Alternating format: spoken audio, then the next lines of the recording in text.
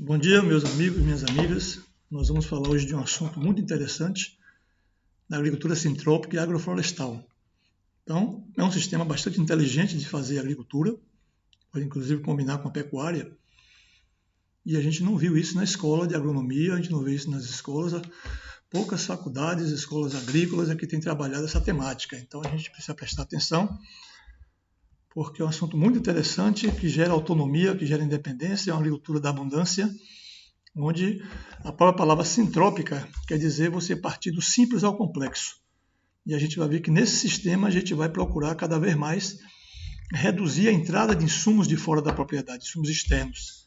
Então, a gente vai produzir todos os insumos dentro da própria propriedade, através da produção de biomassa, de plantas adubadeiras, através de um manejo onde a gente vai obedecer a uma verdadeira sincronia entre as espécies, as diferentes espécies, uma grande diversidade, onde a gente obedece dois princípios fundamentais nesse sistema, que é a sucessão, as plantas sucedendo umas às outras até formar uma floresta. A gente também vai obedecer à estratificação. Então, as plantas também ocupam os seus espaços, né? Então, a gente vai trabalhar no tempo e no espaço, mas vamos ver como é que funciona isso aí. Eu convido vocês a participarem do nosso canal Verde Já, um canal que a gente criou há praticamente um mês. E esse canal a gente tem divulgado vários vídeos, vamos publicar muitos vídeos ainda, esse aqui é apenas mais um. Observe que tem um vídeo de micro-organismos eficientes, do EM, do composto orgânico enriquecido, plantação de hortas, do biofertilizante, como a gente fazer um diagnóstico participativo com comunidades. Ou seja, são temas bem interessantes que eu convido vocês a se inscreverem no canal, dar o link, dar o like, né, compartilhar com os colegas, com os amigos, com quem que tem interesse nessa temática de agroecologia, produção orgânica, agrohomeopatia, que é uma ciência nova que nós estamos trabalhando já na agricultura. Né? E se quiser tocar o sininho, melhor ainda, que você vai receber sempre novos vídeos, novas notificações. Ok? Então vamos lá, vamos dar início ao nosso trabalho. Nós estamos vendo aí dois modelos muito presentes no campo. Eu não vou trabalhar aqui com uma visão maniqueísta, né, de dizer que uma é totalmente negativa, outra é totalmente positiva. A gente pode extrair coisas positivas também do lado esquerdo, mas infelizmente tem predominado mais ações predatórias, insustentáveis. Então a gente chama esse modelo do lado esquerdo de um modelo convencional, do modelo da modernização, da revolução verde. É um modelo bastante dependente de capital, por isso que tem muitos interesses em jogo aí de empresas multinacionais, transnacionais, de vender insumos. O interesse deles mesmo é ganhar dinheiro, é lucro, não está se importando muito com a dimensão ambiental, social, cultural, a saúde humana, a segurança alimentar. Isso, infelizmente, está passando longe desse modelo aí. Eles estão mais interessados em ganhar dinheiro. E nem sempre está ganhando dinheiro também não, porque eles dependem muito de trazer recursos de fora, insumos, e aí você gasta todo o seu dinheiro que tem ou que não tem, tomando até dinheiro de banco para dar para essas empresas. Eles, na verdade, é que ganham dinheiro. Até os médios e grandes produtores já estão sentindo isso no bolso, porque você pode até ter uma produtividade maior, mas é com um custo muito elevado. Então eu digo que isso aí é uma agricultura dependente de insumos, é uma agricultura viciada, então a gente precisa fazer um processo de desintoxicação, de tratar esse viciado. Né? Como é que a gente faz um tratamento dos viciados? Reduzindo esses insumos, começando a tirar essas drogas, mudando as práticas de fazer agricultura, substituindo esses insumos danosos por insumos alternativos e sustentáveis, produzidos na própria propriedade de preferência, onde a gente vai ver aí que o maior insumo que nós temos para a agricultura é o conhecimento. Então, não é só o capital. Nesse sistema do lado esquerdo, os economistas já fizeram estudos e chegaram à seguinte conclusão: o agricultor está ganhando em média 15%, as casas comerciais, as indústrias que vendem os insumos estão ficando com 23%, os atravessadores estão ganhando 27%, e as agroindústrias, quem beneficia o produto, quem faz o processamento, ganha mais, ganha 35%. Então o produtor, sem perceber, ele está sendo escravo desse sistema. Então é um sistema que não se sustenta. Esse é um dos motivos por muita gente estar saindo do campo, por muitos filhos de agricultores não querer ficar no campo, porque está vendo o pai só se quebrando, dando duro, trabalhando duro, né, e sem receber a sua remuneração justa. Então está havendo hoje um movimento inverso, que é a volta do homem da cidade para o campo, mas não é para esse sistema, é para o sistema do lado direito. Então o sistema do lado direito é o que a gente chama de agricultura sintrópica. É uma agricultura sustentável, é uma agricultura baseada em processos e não em produtos, onde vale muito aí o conhecimento, a experiência, a vivência, certo? Então a gente vai ver como é que nós vamos trabalhar essa agricultura sintrópica aí. Então é uma agricultura bastante diversificada, feita de pessoas e não de monoculturas, inclusive da monocultura mental. A gente vai trabalhar aqui com outra perspectiva, de uma agricultura integrada, de uma agricultura sistêmica, de uma visão holística, vendo o todo, vendo como se interagem os diferentes subsistemas dentro da própria propriedade, onde a gente pode combinar produção de grãos, produção de hortaliças, produção de frutíferas, produção de madeireiras, produção de forrageiras, a gente pode fazer criação animal, a gente pode fazer beneficiamento de produtos, tem muita coisa para se fazer, claro que depende de cada propriedade, de cada bioma, de cada família, da disponibilidade ou não de mão de obra, tudo isso está envolvido. Então vamos ver como é que a gente sai de uma agricultura suja para uma agricultura limpa. Me perdoe esse palavreado aí, mas é a verdade. Eu ainda vou fazer vídeos aí mostrando o que é a realidade do campo quando a gente trabalha nesse outro sistema aí. Ó. Observe que tem um aviãozinho ali, ó, jogando veneno, aplicando veneno. Essa deriva vai para as propriedades vizinhas, vai muitas vezes até para as comunidades, banhando até as escolas, a população, mas aí já é outra história. Não vou me ater agora a essa problemática, não. Então, na agricultura, como a gente chama sistemas agroflorestais, são sistemas que imitam a natureza. Então, na natureza, a gente vai ver no instante aqui, através de outros slides, que ela começa das plantas rasteiras, das plantas herbáceas, das plantas anuais, de ciclo curto, que a gente chama do estágio dos capins, das gramíneas e das ervas, né, das plantas anuais, onde a gente entra, por exemplo, com as hortaliças, com os grãos, com as forrageiras, né, com os capins. Então, depois disso aí vem as plantas arbustivas para chegar na capoeira, para depois chegar na floresta. Então, obedecendo esse princípio que a natureza já nos ensina, observe que tem duas fileiras aí de árvores. Geralmente ele distancia na faixa de 5 metros uma da outra. E nos intervalos a gente pode fazer o quê? Enquanto essas árvores estão em crescimento, a gente pode ocupar esse espaço plantando hortaliças, plantando grãos, plantando forrageiras, tá certo? Então dá para combinar tudo isso aí, fazendo o processo de sucessão. Então a agricultura sintrópica, como eu falei há pouco, é uma agricultura que vem do simples para o complexo, obedecendo essa complexidade que a natureza ensina para a gente, e onde a gente combina o elemento árvore. Então, quando a gente fala em sistema agroflorestal, pode ter certeza que a árvore está presente. E isso vai não só na floresta de fruteiras, na floresta com madeireira, na floresta com forrageiras, né? E a gente pode também ter o componente animal junto também. Então, o que a gente tem que observar, quando a gente pensa em fazer um sistema agroflorestal, uma agricultura sintrópica, é como é o porte de cada planta. Então eu vejo muitas vezes agricultores plantando no seu quintal um pé de manga e do lado tem um pé de caju, um pé de siriguela, um pé de pinha, e ele não considerou que aquele pé de manga vai ficar enorme, vai crescer daqui a 5, 10 anos, vai virar uma árvore frondosa. Então, de repente, aquela árvore que estava do lado, que ele não deixou o espaçamento distanciado corretamente, vai ser engolida, vai ser abafada pela sombra da mangueira. Então, a gente tem que conhecer como é a copa de cada planta, como é o sistema radicular de cada planta, qual é o espaço que ela precisa ocupar nesse processo de sucessão. Então, a gente está vendo aí, por exemplo, a batata doce, estamos vendo aí o abacaxi, com um sistema radicular bem mais superficial, temos aí o milho, a cana-de-açúcar, o mamão, a banana, o coqueiro. Então, observe o espaço que cada um está ocupando. E a gente vai discutir isso no instante. Como é que a gente faz esse arranjo? Como é que a gente distribui isso espacialmente na Terra? Como é que a gente planta tudo isso junto sem haver nenhuma briga, nenhuma competição? Então, um sistema que agora não é competição, vai ser de cooperação. É uma coisa que a gente não aprende nas escolas. Nas escolas só nos ensinam a competir, a ser melhor do que o outro, né? A ganhar para o outro perder. E aqui não. Aqui é um sistema, como bem diz o nosso mestre Ernst Guest, na natureza todas as plantas vêm equipadas a saber se relacionar umas com as outras, dentro do princípio do amor incondicional. E o homem não está fora da natureza, ele também está dentro desse sistema. Então ele também tem que ter um amor incondicional para trabalhar a natureza a nosso favor e a gente não agredi-la, a gente trabalhar com ela e não contra ela. Então na natureza é assim que funciona. Observe embaixo aí, rachuleado aí com essas linhas, está a rocha-mãe. A rocha, essa rocha geralmente no início da formação, era uma rocha que estava exposta e aí com a ação do tempo, das chuvas, da ação química, começa a aparecer as primeiras bactérias, os fungos, as raízes. É o que a gente chama das espécies pioneiras. Eu não gosto nem de chamar uma espécie também que eles chamam de colonizadoras. Colonizadoras dá uma ideia de que vem alguém colonizar, que vem alguém explorar. Então essas espécies pioneiras, elas estão começando a ocupar esse estrato herbáceo aí de cima da rocha, Depois, ela, com o tempo, ela vai dando espaço para as gramíneas.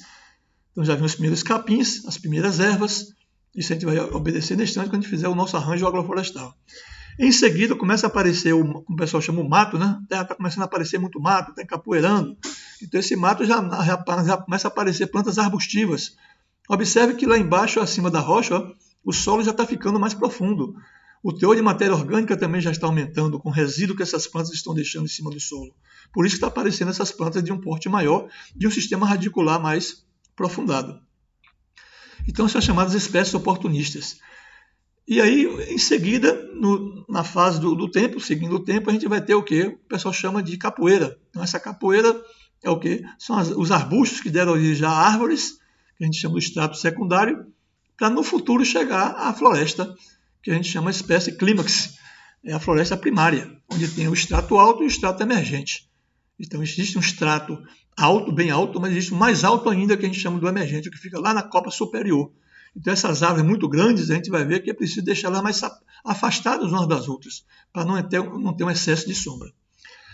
Observe também que nessa caminhada aí ao longo do tempo, o que é que vai acontecendo? O teor de matéria orgânica vai aumentando cada vez mais, porque as plantas vão deixando seus resíduos, as plantas vão ocupando a profundidades maiores, as raízes vão descendo a profundidades maiores, dependendo da espécie, se é arbustiva, se é arbórea, ou se é anual, se é do estrato inferior, inicial.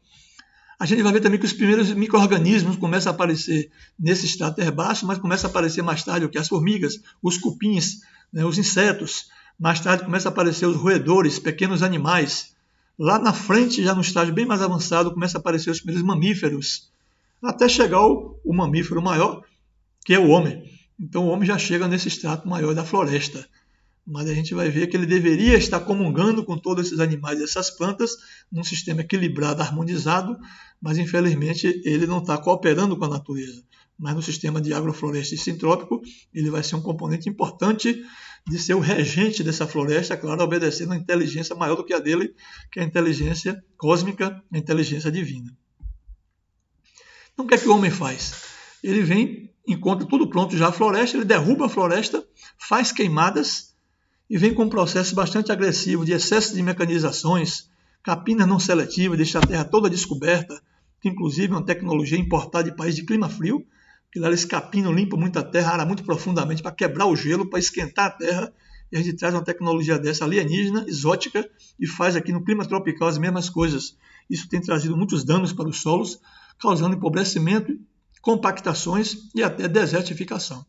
Então observe que nessa primeira fotografia, onde tem esse trator, o milho está alto, está no início aí, que derrubou, queimou, essa queimada deixou umas cinzas, essa cinza é realmente um adubo, mas os prejuízos ao longo do tempo vão ficando evidentes. Observe que na fotografia o rapaz já está aí aplicando veneno, o milho já está numa altura menor, e lá na frente o milho já está bem baixinho, porque a terra está ficando cansada, a terra está ficando somente, dando muita ênfase apenas à fertilidade química, que as empresas multinacionais têm interesse em vender e ensinar nas escolas apenas adubo químico, e aí está faltando a fertilidade física, que é a compactação, a baixa porosidade, o solo sem estrutura, a erosão, também está tendo o que aí?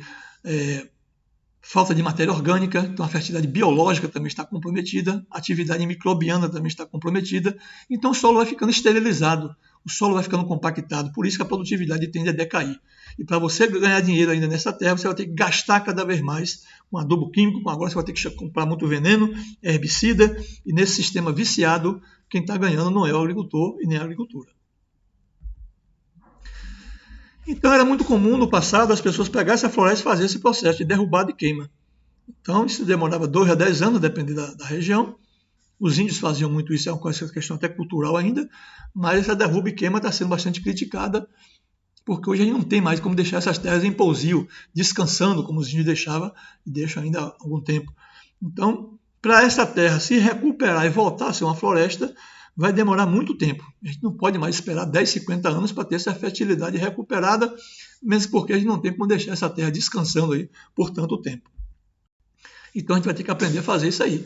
Então a agrofloresta, a agricultura sintrópica, vem nos ensinar a gente refletir sobre as nossas práticas e trabalhar agora no princípio da sucessão natural das espécies. Então, como eu estava falando no início daquela gravura, a gente faz um plantio consorciado denso, onde a gente planta tudo junto de uma vez só, desde as fileiras de árvores, forrageiras, frutíferas, madeireiras, adubadeiras, onde a gente consorcia também já com as ervas e os capins, as gramíneas, que no caso aí a gente pode plantar consorciado, a gente vai ver na estante. Né? Feijão, milho, abóbora, tudo que tem direito, mandioca, e a gente pode também plantar hortaliças, plantar forrageiras. Mas em seguida a gente vai fazer uma capina seletiva, porque as plantas anuais vão começando a sair do espaço, porque as plantas maiores começam a sombrear. Então a gente vai limpando as que estão saindo do sistema, deixando aquela massa, aquela biomassa toda em cima da terra. Em seguida vem um processo de poda. Essa poda é evitando que algumas plantas vão assombrear as outras. Então tem que haver uma combinação perfeita aí entre as plantas arbustivas e as arbóreas, para saber fazer a arrumação da copa dessas plantas, para chegar mais tarde na floresta, como a gente está vendo aí. Então, nesse sistema de floresta, a gente já não pode mais plantar as culturas anuais. É evidente, né? A não ser que eu abra uma clareira, né? Que eu faça agora um rebaixamento para voltar a ter luz no solo para ver o cultivo de plantas anuais novamente. Mas quem quiser fazer sistema agroflorestal tem que pensar que essa área vai ser permanente. Vai virar ali uma floresta, né? E floresta de quê? Floresta de frutas, floresta de forrageiras, floresta de madeireiras, floresta de muita coisa que você queira introduzir ali. Então está aí uma gravura mostrando que no início, nos primeiros 4 meses, são as culturas anuais. No segundo ano, a gente já pode ter plantas que vai lhe dar lucro já, inclusive. Por isso que as pessoas, na primeira fase aí dos 4 meses, plantam grãos, plantam hortaliças, porque já lhe dá um retorno, inclusive para pagar o investimento que você está fazendo. Mas a gente já planta também culturas que com 2 anos já está lhe dando um retorno. Então, por exemplo, você já pode ter banana com 2 anos, você já pode ter maracujá, você já pode ter mamão, você já pode ter gengibre, você já pode ter açafrão, você já pode ter aipim. Né? Então, são culturas que já estão lhe dando um rendimento. Enquanto vem as outras crescendo, que são as fruteiras, que vai demorar um pouco mais. Então, a partir de 3 anos, 5 anos, você já tem agora o que colher das frutíferas. Com 18 anos em diante, você já tem até agora as madeireiras. Tem também, claro, você pode ter lá debaixo das madeireiras o café, o cacau, você pode ter também muitas plantas nativas, muitas plantas madeireiras que você pode extrair o seu lucro aí. E quem planta madeireira está pensando já numa poupança a longo prazo, que você vai ter uma madeira de lei, você vai ter madeiras muito procuradas pelo mercado. E para entender como é que a gente faz essa arrumação, a gente trabalhava aqui numa empresa chamada EBDA aqui na Bahia, Empresa Baiana de Desenvolvimento Agrícola, e a gente plantou um programa chamado Quintais Agroflorestais. Então a gente fazia um croquis desse de 20 por 20, não está nem 20 por 20, está meio retangular aqui, mas é só para a gente compreender didaticamente. E essas bolas pretas que vocês estão vendo aí, significa que é o espaço ocupado pelas árvores maiores. Então a gente deixa ela num espaçamento maior, porque ela vai abrir uma copa frondosa futuramente. Então ela está por 10 por 10 metros. Então, essas plantas maiores como a manga, o jamba, a jaca, tamarindo, acajá, o umbu, abacate, a jabuticaba, que toma muito espaço, a gente deixa ela bem mais afastada uma da outra, 10 em 10 metros. Entre uma planta dessa grandona e outra, a gente faz essa bola laranja aí, que é as espécies de porte arbustivo de porte médio. Por exemplo, a goiaba, a graviola, a pinha, os citros, né, laranja, limão, tangerina, a acerola, siriguela, o caju anão. Ou seja, são plantas que podem ficar entre as duas grandonas de 10 metros, porque elas não vão bater cabeça uma com a outra, e elas vão se desenvolver bem também nesse consórcio aí. Então elas ficam de 5 em 5 metros uma da outra. No espaço intermediário entre essas de 5 em 5 e as de 10 em 10, esses balãozinhos aí, ó, que está praticamente 2,5 metros de cada uma, é o que a gente chama de plantas adubadeiras. A gente já planta ela estrategicamente dentro das fileiras das árvores frutíferas, ou madeireiras, ou forrageiras, essas plantas que vão me dar material para a biomassa. Então eu vou podando essas plantas para jogar no pé na fileira das frutíferas. Então, por exemplo, eu posso plantar capim de corte. Esse ninho eu botei, mas hoje está sendo até condenado, é bom nem falar nele, que o pessoal das abelhas está reclamando muito que ele está causando problema de mortandade das abelhas e coisa e tal, mas as abelhas também só vai nele quando já não tem mais florada nenhuma. Então é preciso não condenar também as culturas, porque o problema não é do ninho, o problema não é do eucalipto, o problema é a escala, é plantar muito ninho, muito eucalipto, aí vai ter monocultura, vai ter realmente um estrago. Mas um pé ou outro assim não causa problema não. Mas vamos tirar esse ninho aí para não ter polêmica. Vamos ficar aqui com a Gliricídia e a Leucena. São duas plantas leguminosas, são plantas forrageiras, são plantas também que produzem muita massa. Essa biomassa, ela serve para a gente podar e jogar no pé das fruteiras. e elas também são forrageiras. Então elas servem como adubo verde e servem como forrageira. A gente vai ver no instante isso aí nas gravuras. Mas se a gente quer fazer uma área de um plantio agroflorestal, de uma agricultura sintrópica, a primeira coisa que eu tenho que ter é isso aí, é a semente. E eu não estou falando aqui de sementes exóticas, sementes híbridas, sementes transgênicas. Nós estamos falando aqui de sementes crioulas, sementes nativas, sementes adaptadas à sua região. Então eu tenho que ter minhas sementes de grãos, eu tenho que ter minhas sementes de hortaliças, eu tenho que ter minhas mudas de fruteiras, né? Então eu tenho que ter as plantas nativas, eu tenho que colher na época certa do meu bioma, da minha região, seja na região da Caatinga, seja na região da Mata Atlântica, do Cerrado. Então eu tenho que saber colher as plantas na época certa e ter minhas mudas para quando eu precisar plantar, não faltar essas sementes aí. Inclusive muitas sementes de adubos verdes, a gente precisa também ter, que a gente vai introduzir sementes de adubação verde, seja as anuais, seja as arbustivas e arbóreas. Então nós temos, além das sementes, produzir nossas mudas. Então a gente tem que saber fazer a nossa muda de qualidade, não precisa comprar muda lá fora. Você tomar financiamento para comprar muda. Você tem que aprender a fazer muda de qualidade, com um substrato bom. Né? Tem o bagaço de coco, que dá uma fibra muito boa. Você tem o composto orgânico, você tem, né, um esterco curtido, uma terra vegetal, um barro, né, para dar mais liga. E aí você faz um substrato bom, rico. Se for com composto enriquecido, melhor ainda. Já falei em um vídeo como é que a gente faz esse composto enriquecido aí. Então você tem um substrato de qualidade. Você pega a sua semente também de qualidade. E você precisa se capacitar para saber fazer também processo de multiplicação, de reprodução, através de estacas, através de sementes, através de enxertia, e você tem uma muda também de qualidade que você está sabendo a procedência, que não veio de fora de outras regiões. Aqui foi um trabalho que a gente fez lá em Ernst, na propriedade dele, já tive lá umas 3 ou 4 vezes. Aqui tem até o companheiro Henrique aí atrás dessa forquilha aí, desse engar. Aqui está a nossa colega Ana Cristina e Doura da IBDA. Doura até já faleceu, uma grande amiga nossa. Então o que Ernst fez para ensinar para a gente aqui na época? Ele pegou aí no centro esse pé de ingá, fez uma poda radical, essa poda toda que tinha no ingá foi para o chão. Tem um pé de jaca aí do lado direito da frente de Dora aí. Ele também fez uma poda drástica nessa copa e jogou tudo no chão. Então o que está acontecendo aí? Ele produziu biomassa. Essa biomassa está fazendo a cobertura toda do solo e a gente fez um plantio aí de hortaliças, por incrível que pareça. A gente fez aí um plantio de horta e um plantio de grãos, de forrageiras, de adubadeiras, já introduzindo também algumas frutíferas. No sertão, já pegando a região semiárida, o pessoal trabalha com plantas adaptadas à seca, que convivem bem com a estiagem. Então, por exemplo, aqui a gente tem no primeiro plano aqui o feijão de porco, tem o sisal, que é uma planta que dá muita fibra, faz até corda com ele. Você tem o mandacaru sem espinho, você pode introduzir também plantas da própria caatinga, ou você pode também trazer plantas como a leucena, como a glericídia, que estão bastante adaptadas, e nada melhor também do que a palma.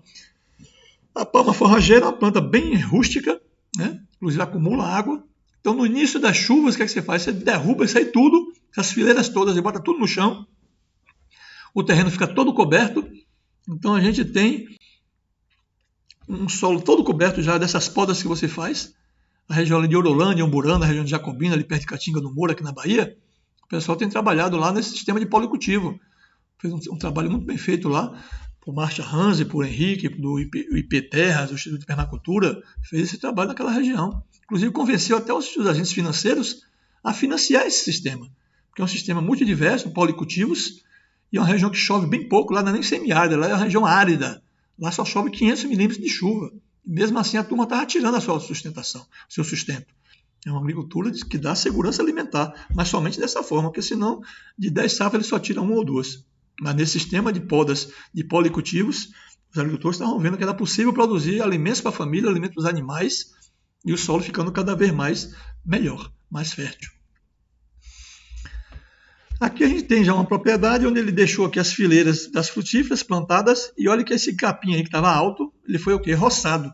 Então esse capim foi todo derrubado, vai servir de cobertura, vai servir de biomassa. Esse capim também geralmente se junta a ele aí para botar nas fileiras das árvores. Então esse capim já serve como uma cobertura morta, vai servir também de adubo, que futuramente ele vai ser decomposto. E se você quer preparar a sua área agora, você vai fazer o quê? O primeiro estágio é a aração da terra, uma aração superficial, nunca profunda, para não pegar a parte de cima e jogar lá para baixo. Antes disso, é recomendável fazer análise de solo. Essas regiões mais chuvosas geralmente são regiões ácidas, terras ácidas. Então você precisaria primeiro jogar o calcário de acordo com a recomendação de análise de solo, que na produção orgânica a gente não passa de 1 tonelada, 1,5 tonelada. 1 tonelada já estaria bom. Pode até parcelar para o outro ano jogar o restante, porque se jogar muito calcário também, vai trazer problema de desequilíbrio, de matar a vida microbiana e causar problema também de queimar matéria orgânica. Então a gente geralmente fala 1 tonelada e meia. Mas a recomendação de solo vai lhe dar um balizamento, uma orientação melhor. Então a gente faz o quê? Primeiro joga o calcário, incorpora nessa aração, né, uma terra friável, né, com a terra com uma certa umidade, para não levantar aqueles torrões todos, e a terra já está corrigida. E você vai agora jogar o quê? O pó de rocha, que é um trabalho que a gente chama de remineralização do solo. Esse pó de rocha, antigamente se usava muito o pó de rocha lá de Arapiraca, de Alagoas, chamado MB4. Hoje aqui na Bahia a gente tem o Ipirá Fértil, então um pó de rocha daqui de Ipirá, 80 km aqui de Feira de Santana. Custa na faixa de 15 a 600 reais a tonelada. O mais caro é ir buscar, é o frete. Então ele tem 85 minerais dentro dele. Então ele não é rico em fósforo, mas ele é muito rico em minerais, micronutrientes. Ele tem 25% de cálcio, tem na faixa de 5% de potássio e mais de 80 micronutrientes aí que a planta vai ficar bem nutrida. Então você espalha também, depois que fez a correção do solo, você aplica esse pó de rocha e a recomendação é incorporar esse material. Mas quando a gente usa o pó de rocha, é sempre recomendável aplicar também a matéria orgânica, o esterco curtido, o composto curtido, né, ou adubos verdes, ou a terra vegetal, a serrapilheira, o mulch, né? Por quê? Porque nesse material orgânico estão ali presentes os micro-organismos, e os micro-organismos vão atacar o pó de rocha para liberar mais os nutrientes que estão contidos aí, como eu falei, mais de 80 minerais. Então, não vamos aplicar pó de rocha e esperar que ele vai fazer milagres. Também tem que ter associação com matéria orgânica para os micro-organismos atacar e liberar melhor esse pó de rocha. Então, geralmente a gente aplica metade em um ano, a outra metade no outro ano. Então a gente tem recomendado aqui na Bahia 1,5 tonelada por hectare. Se for em hortaliça, a gente traduz isso para 150 gramas por metro quadrado de canteiro. O calcário que eu falei, 1 tonelada por hectare, que é 1.000 quilos por 10 mil metros quadrados, é a mesma coisa eu dizer 100 gramas por metro quadrado. Então o pó de rocha a gente geralmente usa 1.500 quilos no ano, no outro ano usa mais 1.500 quilos e não precisa mais nunca usar pó de rocha.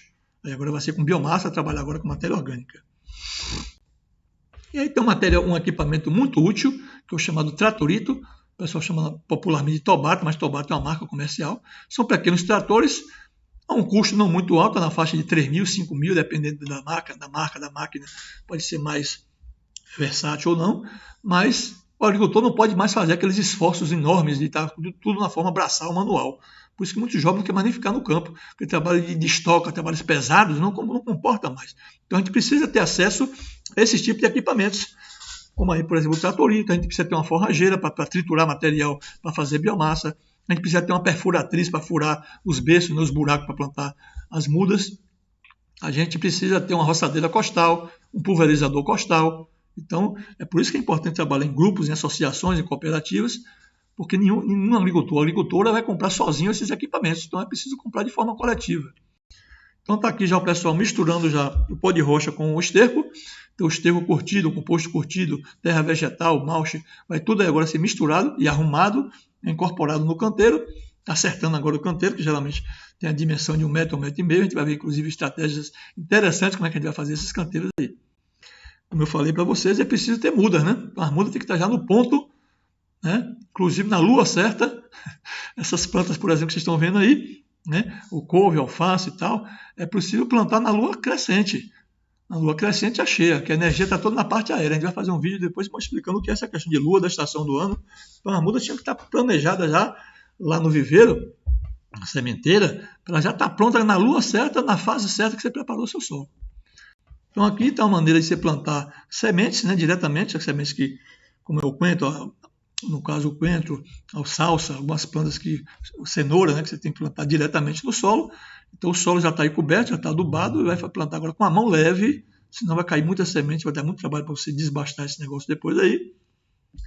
Ou então você já tem mudas que requer o transplante. Então, por exemplo, o alface, a couve, o tomate, o pimentão e tal, você já planta agora com a muda, é até mais fácil. Então o canteiro está todo coberto, você vem até com um equipamento fácil de você fazer, que a gente chama de chuncho, é um pedaço de pau pontudo na ponta, você faz a ponta no final, e o enterra, ele balança um pouquinho dentro da forragem e enterra a muda ali, fica bem plantada. Então, aqui já é um sistema de plantio direto. Então, observe que o agricultor está com esse microtrator aí, ó, que é um tratorito, né? O Tobato começou a chama. E ali atrás tem um rolo faca. Então ele vai cortando essa massa toda aí. No caso aí é uma crotalária. A crotalária produziu essa massa enorme, muita produção de biomassa. Ele está triturando tudo isso aí com rolo faca. O solo fica todo coberto, já está subsolado, porque essas raízes são agressivas. O solo já está fofado lá por baixo. Já deixou o adubo, que é o nitrogênio, as bactérias fixadoras, os risóbios, né? Já deixou aqueles carocinhos lá na raiz, que é adubo, que chama adubo verde. E a terra já está toda coberta. Então, hoje em dia está se trabalhando muito agora com o plantio direto de hortaliças, ou de frutíferas também. Então, você já pode plantar diretamente em cima desse bagaço aí, para não precisar mais fazer aração, gradagem, tratorite, aquele negócio todo. Uma estratégia interessante. Uma outra estratégia é você usar esse outro tipo de adubo verde aí, ó. São as plantas arbóreas, aqui no caso é a leucena. Observe que ele plantou uma fileira de leucena aí, e lá embaixo pode ver que tem um calo ali, ó, de todo ano ele está podando esse material. Por que plantou perto um do outro? Porque ele quer mais aí é massa, não é galho, não é árvore, não. Então produz muita massa, essa massa toda é podada, e esse material podado ele tritura-se numa forrageira. Aí é importante ter uma forrageira para um grupo desses, e essa massa toda triturada vai servir para cobrir os canteiros. Como são plantas leguminosas ricas em proteína, ricas em nitrogênio, vai servir até como adubação nitrogenada. Além de ser cobertura morta para o canteiro, vai servir de adubação também. Então, vocês estão vendo aí já o material triturado. Esse material é uma mão na roda para cobrir canteiros. Observe já transportando já o material triturado que veio de lá onde estava a forrageira. E o que eu falei no instante, ó. Observe que nessas fileiras de tomate, o que é que esses dois trabalhadores estão fazendo aí? Pegando o material triturado que é rico em proteína e nitrogênio, no caso a leucena, podia ser a glicídia, podia ser qualquer outro adubo verde, e ele está pegando esse material podado que a gente chama de biomassa e colocando o pé na fileira dos tomates. Vai servir de cobertura morta, vai nascer menos mato, vai manter sempre úmido, mas não joga perto do pé não. Afasta um pouquinho do pé para não criar muita umidade no pé do tomate, que ele é muito tenro e pode gerar problema. Então a gente afasta um pouquinho do pé e cobre essa faixa toda debaixo da copa dos tomateiros.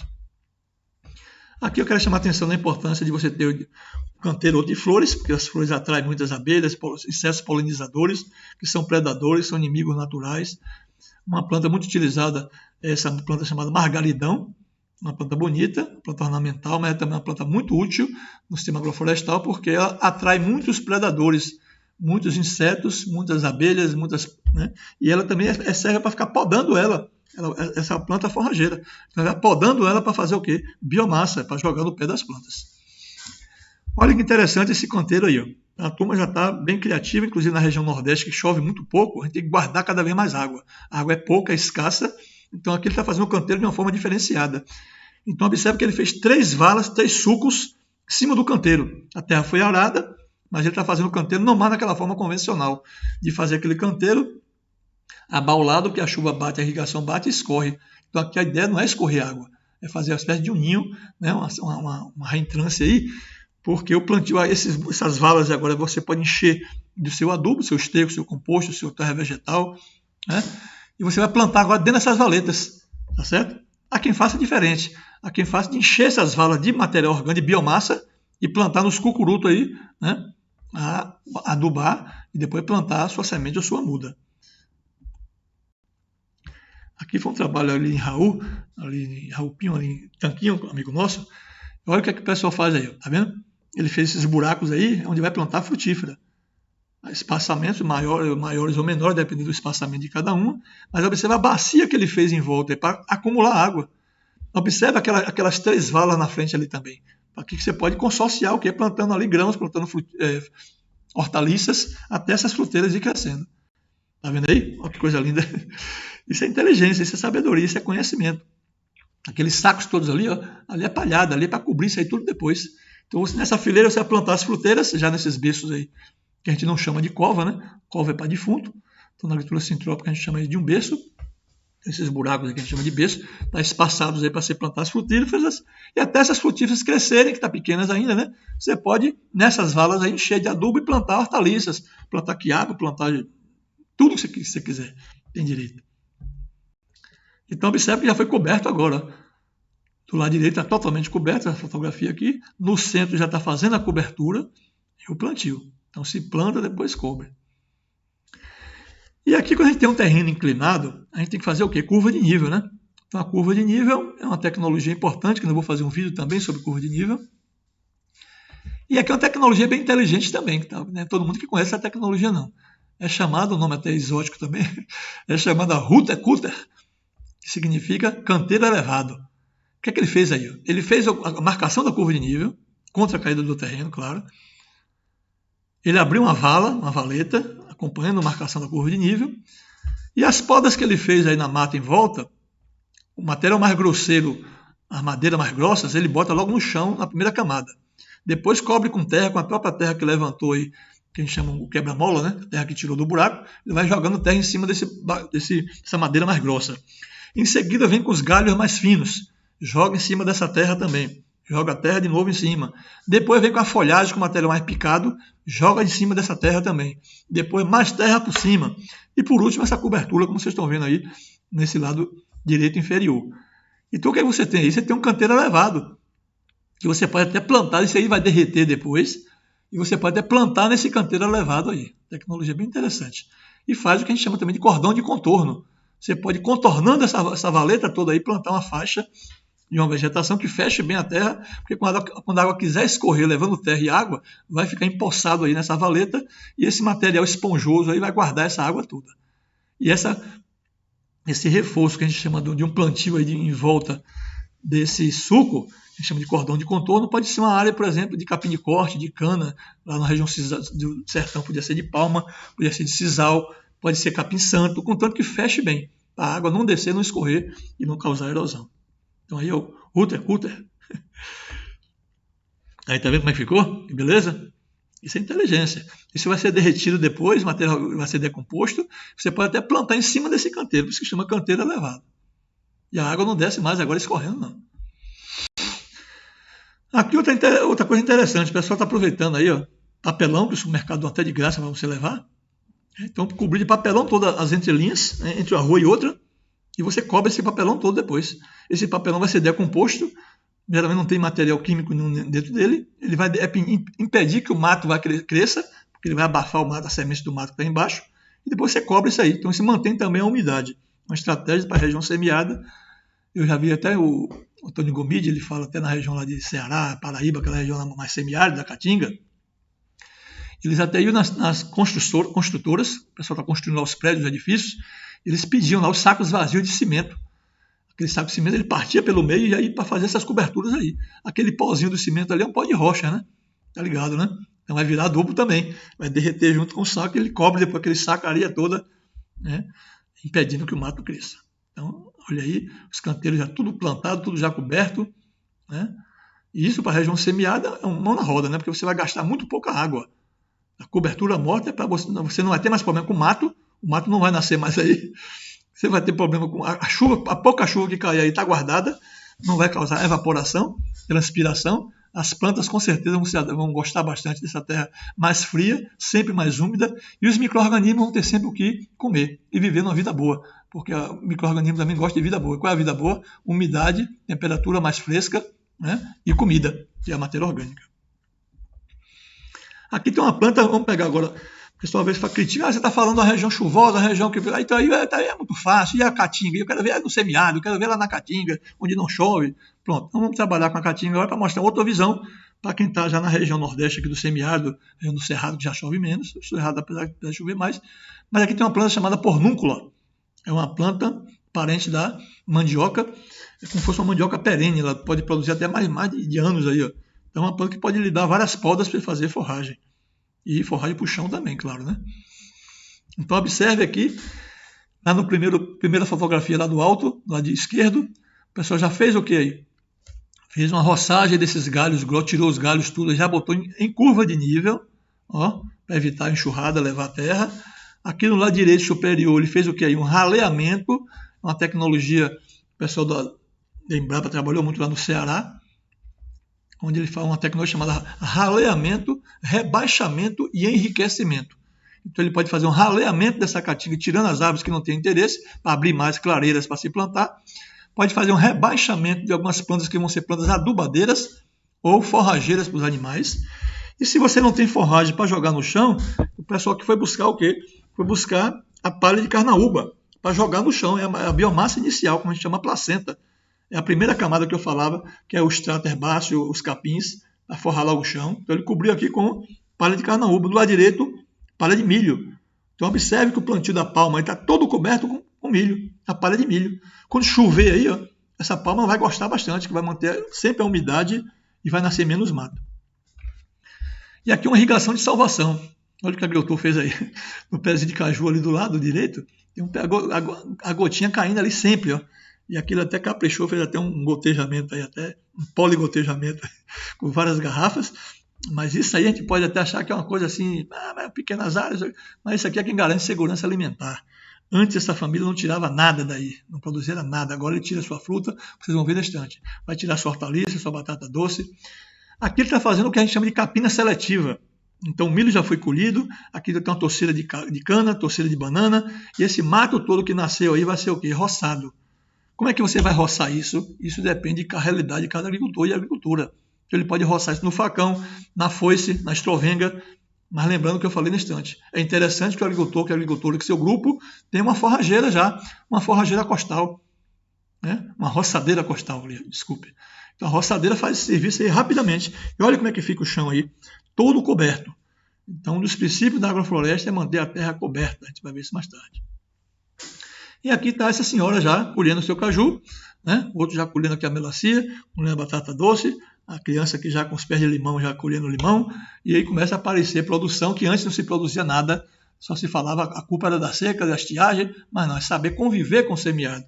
A questão hoje é você não é combater a seca, é conviver com a seca, conviver com o semiárido com inteligência. Então está aqui um destaque que eu quero chamar a atenção aqui, a mão da mulher. A mulher está muito invisibilizada, invisível no campo, né? Invisibilizada. Então é preciso mostrar que a mulher está muito presente no campo. Essa guerreira está colhendo o quê? Feijão de corda. Então, o feijão catador chamado. Então, ela está colhendo aí o feijão, com a ajuda do companheiro aí, mas a mulher está muito presente no campo. Ela não é só que ajuda o homem, ela trabalha também igual ao homem, até muito mais, às vezes até mais. Não serviços mais pesados, mas ela trabalha de manhã, de tarde e de noite. Então, essa mulher precisa ter o espaço dela, precisa se empoderar assim, buscar também sua autonomia, sua renda, sua independência, e não ficar comendo regra de marido e de homem, não. Ela também tem o espaço dela e está conquistando o seu espaço merecidamente.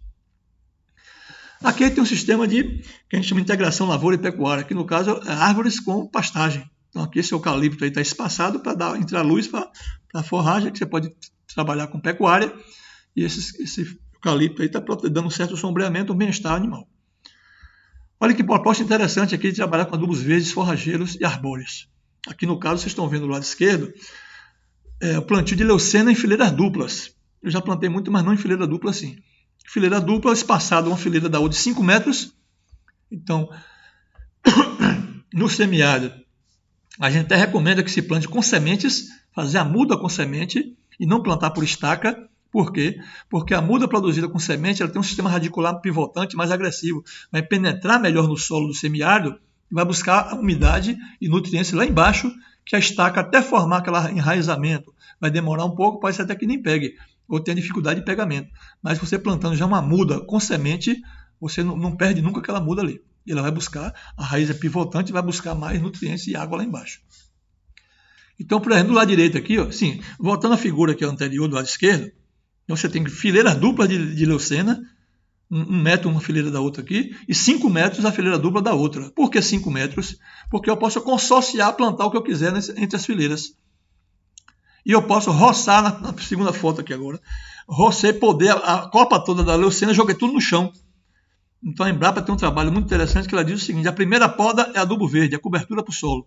A segunda, terceira, quarta poda no semiárido, que dá até 4 podas, você dá agora para os animais. Então você tem agora o quê? Esse sistema que a gente chama de alley cropping, ou plantio em aleias ou em fileiras. Então essa copa dessa planta toda vai ser jogada no chão, adubo verde, cobertura, enriquecimento de matéria orgânica, e as outras podas que vão surgindo naturalmente depois, vai servir para os animais, para fazer silagem, fazer feno, ou até dar diretamente para os animais. Então você tem agora uma planta adubadeira e uma planta forrageira, no mesmo espaço, consorciado com grãos, com hortaliça, o que você quiser plantar aí. Então, por exemplo, aqui no lado direito, no lado superior, o trabalho que eu fiz aqui aqui no caso é um francês ali de Santa Bárbara, E a gente plantava ali com ele, ó, essa fileira da glericídia. Arranjei a semente da glericídia, plantei as mudas, né? Então, é o Alex de Champs. Então a gente plantou essa glericídia de metro em metro, ó, você está bem, até um pouquinho mais, 1,5 m mais ou menos. Olha, observe que a glericídia está até podada já, porque essas podas da glericídia, atrás dessa fileira de milho aqui, tem outra fileira de glericídia, que a cada 5 metros a gente plantou as fileiras de glericídia, que é uma planta muito adaptada a qualquer bioma do Brasil. Então observe que já foi podada essa glericídia no início das chuvas, jogamos no chão, misturamos essa glericídia com a aração, tração animal inclusive na área de Alex lá, e ele plantou esse policultivos aí, ele plantava lá andu, girassol, sorgo, feijão, milho, tudo que tinha direito. Também criava as galinhas lá e as cabras e as ovelhas. Então essa glericídia está crescendo ali, ó. Nas outras podas já vai servir para os animais. Mas observe que eu vou falar mais tarde, que depois que ele plantou esse feijão, esse milho, esse andu, esse girassol aí, depois que ele fez a primeira capina, a gente botou por baixo a mucuna preta e o feijão de porco. Lá no caso, vou mostrar uma fotografia, a gente plantando o feijão de porco. Porque dá tempo dele colher tudo que saiu na frente, depois o feijão de porco vem atrás, cobrindo a área toda. E vai ser roçado, esse material está todo agora servindo de cobertura morta e adubação verde para o solo. Aqui embaixo você está vendo o agricultor plantando cana-de-açúcar, mas entre as fileiras de cana-de-açúcar ele plantou o quê? O andu. O andu solta muita folha, é uma planta bioanual, né? Há quem queira colher só o grão, mas aqui foi plantado estrategicamente para adubo verde. Então você pode fazer uma poda desse andu, jogar todo no pé da cana. Essa cana com certeza vai ficar muito mais produtiva, vai ser muito mais grossa, vai produzir uma produtividade bem maior com a ajuda aqui do andu. O andu fofa bem a terra, deixa cair muitas folhas, e você pode fazer até mais de uma poda nessa planta aí que é arbustiva. Aqui lá no sertão de Uburana, Lorônia, que eu falei para vocês, ali Caatinga do Moura, região de Jacobina, observe que ele fez o que aqui? Fileiras de leucena, do lado esquerdo e do lado superior. E observe que essa leucena já está sendo podada na época seca. O solo já está ali descoberto, porque já colheu ali o feijão, o milho, já colheu tudo que tinha direito. Podia ser até plantado leguminosas herbáceas para forrar esse chão aí, como eu falei há pouco. Mas ele está colhendo agora já a leucena para dar para os animais. Do lado direito superior tem aí um banco de proteínas de leucena. Aí a gente já planta a leucena bem próxima da outra, tipo 1,5 m em cada fileira, entre plantas e entre fileiras, porque a gente quer produzir aí muita massa. E essa massa aí é o que? É forragem para os animais. Por isso se chama banco de proteínas, que é uma planta muito rica em proteínas. Ou então você, se não tiver muita mão de obra, você solta os animais 2, 3 horas por dia, ele vai colher ali o que ele quiser comer, depois ele sai. Não pode também deixar bater o dia todo, senão acaba com o plantio todo. Aqui embaixo você tem já o plantio da glericídia. Como eu falei, é uma planta muito rústica, muito interessante para você também colocar no seu policultivo, no seu sistema agroflorestal. Aqui em cima tem uma propriedade que eu visitei uma vez lá em Henrique lá em Jaguaquara, propriedade chamada Ouro Fino, já é famosa nas redes aí. E aqui está o pai dele, que foi me mostrar na época, o Henrique não estava na área, ele foi me mostrar o plantio. Mas observe que entre uma fileira de outra de frutíferas, tem aqui o quê? Um carreiro plantado com capim de corte, ali tem leucena, ali tem glericídia, ali tem margaridão. Para que mesmo essa fileira aí? Para produzir biomassa. Esse material está sempre podando e jogando no pé das fruteiras. E também no pé, entre as fruteiras, vocês também tem umas árvores aí que são forrageiras, que são plantas também para serem podadas para jogar no pé das fruteiras. Então isso é o que a gente chama de produção local de biomassa. Esse é o adubo da agrofloresta. Aqui não se traz mais nada de adubo de fora, nem esterco, nem composto, nem adubo químico, nada. Agora a compostagem é desse jeito aí, no chão. É chamada compostagem laminar. É a biomassa, toneladas e toneladas de biomassa que vai sendo jogada em cima da terra e os micro-organismos vão comendo isso aí, vão incorporando na terra, vão melhorando cada vez mais a fertilidade desse solo. Aqui embaixo já na propriedade de Ernest, tem umas torceiras de capim de corte aí, então ele plantava o abacaxi que está mergulhado entre o bagaço. Ó. Então lá a gente via claramente feijão de porco, capim de corte, o hibiscus, que é a graxa, né? Pé de mamona, pé de jaca, tudo para servir de poda. E o bagaço sempre jogando no pé das fruteiras. Aqui um sistema interessante para o semiárido aqui. Ó. Observe que tem um plantio de palma, do lado esquerdo superior tem a palma consorciada com a leucena, aqui na propriedade do Alex de Champs, daquilo que eu falei aqui em Santa Bárbara. Do lado direito aqui, ali Nova Açores, região ali, subindo ali de Serrinha, já é a glericídia com a palma que foi plantada em fileiras triplas. E essa glericídia e essa leucena não vai atrapalhar a palma. Quando ela quiser sombrear demais a palma, que está até protegendo um pouco, a gente derruba ela todinha, corta a copa toda dela e bota no chão. Bota para cobrir o chão da palma, E poda também para fazer o quê? Forragem para os animais. Os animais não vão comer só palma, vai comer agora palma e forragem riquíssima em proteína. Uma ração de primeira qualidade aí. Proteína da palma e da leucena, e a palma vai dar o quê? Vai dar fibra, vai dar vitamina, vai dar água, vai dar minerais. Aqui embaixo, já na propriedade em Triunfo, em Pernambuco, do Noel, o Noé, observe que esse angico aí, ó, já está todo podado. Ele não arrancou esse pé de angico, ele deixou lá com uma planta adubadeira. Observe que tem os pés de laranja lá por baixo e o solo está todo coberto com a palhada do milho que ele já colheu, já jogou tudo no chão. E esse angico foi podado para jogar essa copa toda do angico no chão. A terra fica sempre coberta. Aqui do lado direito inferior, vocês estão vendo também aquele sistema que eu falava. Então aí tem a catingueira, que é chamada pau de rato, né? Então você tem a palma, você pode ter aí o mandacaru sem espinho, você pode ter o sisal, você pode ter plantas nativas, o angico, a aroeira, e podando esse material todo e jogando no chão. E você vai plantar agora em cima desse bagaço. Aqui foi um trabalho do lado direito superior que eu fiz lá em Candial Pequeno, aqui com o César, até já falecido. Ele plantava milho. Aí eu negociei com ele, estamos fazendo um experimento aqui, a gente vai plantar milho. Depois que esse milho sair na frente, que ele der a primeira capina, eu entrei com o quê? Com mucuna preta.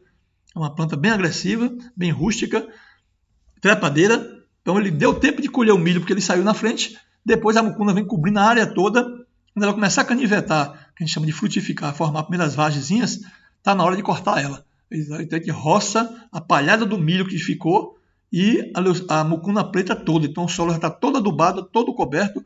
No próximo plantio ele já tem uma área totalmente adubada, enriquecida com matéria orgânica. Aqui embaixo, na área do Alex de Champs, como eu falei há pouco, ele plantou aquele policultivo dele que eu já mostrei na estante, né?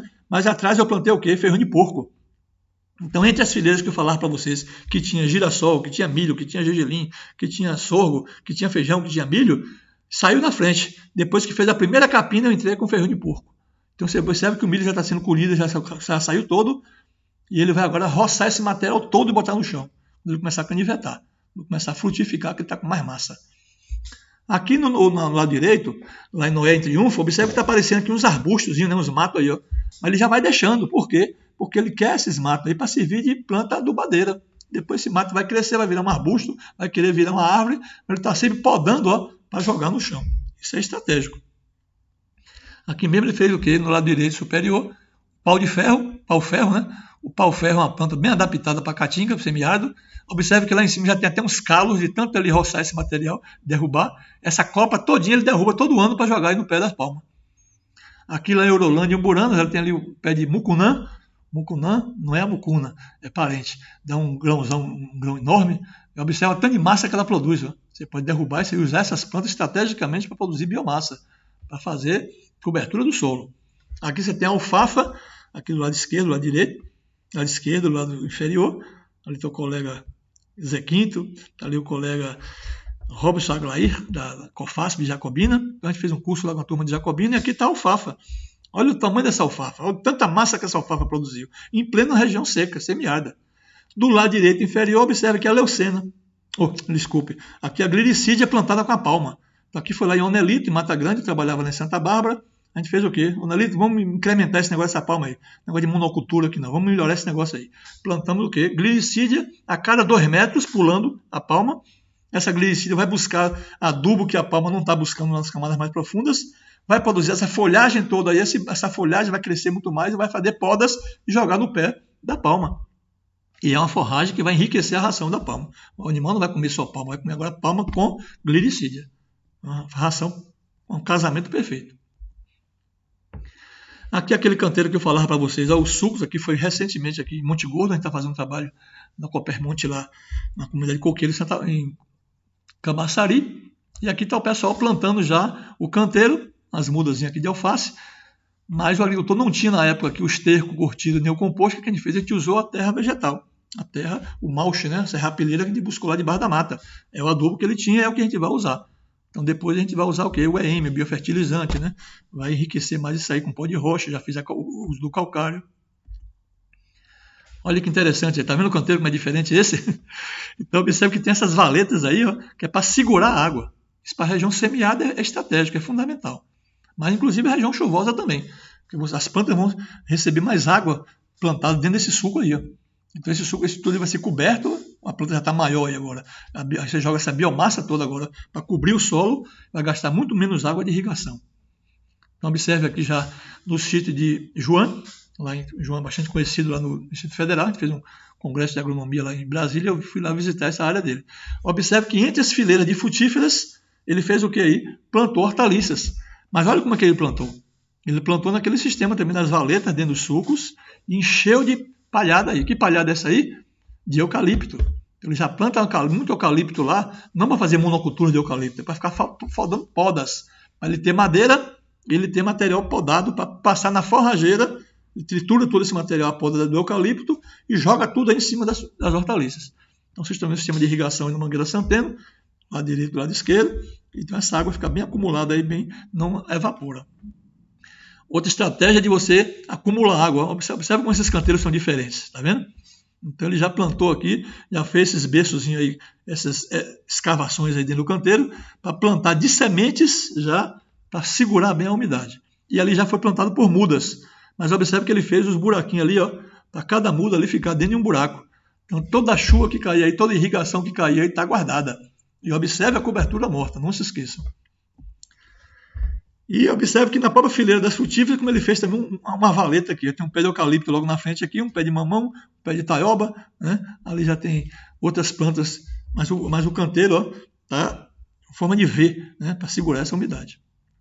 Voltando aqui para o menino lá, o João e o Rômulo, né? A dupla do sítio Semente e do sítio lá de Rômulo, Raiz. E finalizando, a gente vai mostrar aqui também um sistema de sucessão com hortaliças. Então, ao invés de plantar uma área só de alface, só de coentro, mesmo que faça a rotação de culturas, aí a gente chama de associação de cultivos. Então, a gente pode plantar no mesmo canteiro planta de crescimento mais rápido e planta de crescimento mais tardio. É o princípio da sucessão. Então, vai ter o que aí? Primeiro, deixa eu mostrar aqui, fica melhor para vocês entenderem. Então, por exemplo, aí você tem a couve-flor, né? Você tem a couve-flor, as crucíferas, que crescem mais devagar e ocupam um espaço maior. Mas até essa couve chegar nesse tamanho aí, ele plantou o que pelo meio? O alface. Então, entre 4 pés de couve, eu posso jogar um bocado de alface pelo meio. E entre a alface, você já pode plantar a rúcula, que a rúcula é mais rápida do que o alface. Tá certo? E entre a rúcula, você já pode também plantar a cebolinha, que não ocupa espaço nenhum. A cebolinha só cresce igual um lápis para cima, né? A cebolinha, o alho poró. Então isso é estratégico. Então você colhe logo inicialmente a rúcula, depois vem a cebolinha, depois vem o alface, depois vem a couve, né? E a área, você tirou vários produtos, não tirou só couve, só alface, você tirou vários produtos numa mesma área. E aí voltando o sistema já também plantando, estavam as valetas, uns buracos aí dentro do canteiro, encheu com essas folhagens caiu das árvores, e aqui ele botou a terra adubada com pó de serra para fazer o plantio de sementes e com certeza vai ser bem guardada essa água agora de irrigação. Então tá aí a irrigação. A irrigação pode ser Centeno, pode ser microaspersão, né? E com certeza essa água vai ser bem aproveitada, bem guardada, porque a terra está toda coberta. Então, finalizando aqui os princípios da agrofloresta, biodiversidade, quanto mais diversidade melhor, sucessão ecológica, uma planta dando lugar para outra, ocupando o extrato dela, deixando espaço para as outras maiores, o sistema de cooperação, uma cooperando com a outra, não tem competição nenhuma, brigando uma com a outra, estratificação são os andares, cada um deixando o seu andar para formar a floresta do futuro, o solo sempre coberto por serrapilheira, que é a cobertura que a gente chama da biomassa, né? Processo de restauração da vida do solo, esse solo vai ficando cada vez mais fértil, cada vez mais rico em biovida e micro-organismos, aumentando a quantidade e a diversidade de vida desses micro-organismos, desses macro-organismos também, meso-organismos, minhocas, por exemplo. Atração da fauna, com essa biodiversidade vai atraindo passarinhos, vai atraindo muita fauna benéfica, que são os predadores das pragas, dos insetos, que não vão ter mais problemas de praga e doença num sistema desse. E uma alta densidade como dinamizador da restauração. Ou seja, muita diversidade. Então, que beleza aí. Então, aqui é em Grapiúna, no sul da Bahia. Observe que todas essas frutíferas aí foi tudo colhida sem nenhum adubo químico, sem nenhum veneno, sem trazer nada de fora. Tudo isso aí é produzido com o quê? Com inteligência. Maior insumo, maior conhecimento. Então, tudo aí é através de podas, é através do manejo, né? Através da biomassa. Então, é saber trabalhar a favor da natureza. Então você tem aí a graviola, você tem aí, né, o cacau, você tem aí o coco, você tem aí vários tipos de frutas e hortaliças, tudo de forma natural e sustentável. Esse aqui é pé de banana que já exagerou um bocadinho, ficou até um pouquinho grande, né? Dá até para os 4 homens carregar ele aí. Aqui o cara está levando sua produção para o sítio, brincando, mas é uma diversidade de produtos que a pessoa pode produzir na sua propriedade de forma limpa e sustentável. E como está na moda, muito selfie, muita fotografia, muita questão virtual, comunicação social importantíssima, então está aí uma barraca que vai ficar famosa. Então quem é que não quer conhecer uma barraca dessa, com o cara botar isso aí numa rede social, no Instagram, no Facebook, né, nas redes dos raps, todo mundo vai querer saber quem é esse agricultor, onde é que fica isso, eu vou lá, eu quero conhecer, e tá, pronto, você está formando sua clientela de graça aí, só com uma fotografia dessa. E é claro, você vai trabalhar também com mercados curtos, comercializando seus produtos em universidade, nas escolas para divulgar melhor, em feiras de orgânicos, né? Você pode trabalhar com um programa muito interessante que hoje está acontecendo muito, que é chamado CSA, comunidades que sustentam agricultores, são chamados coprodutores, corresponsáveis pela produção, onde o grupo de consumidores ajuda os produtores, adiantando o dinheiro para ele e recebendo em troca os produtos que o agricultor cultiva. Então ele diz o que é que quer, o agricultor diz o que é que produz, entra no entendimento e toda semana o agricultor, o coprodutor, no caso, recebe a cota dele, uma cesta. Então é uma forma interessante de comercialização. Hoje está crescendo bastante esse mercado de CSA. Certo? Mas o agricultor tem que estar organizado, ele não pode ficar invisível, ele não pode ficar disperso e isolado. Tem que se organizar em grupos, em associações, em cooperativas, para ele saber negociar, inclusive até numa escala maior.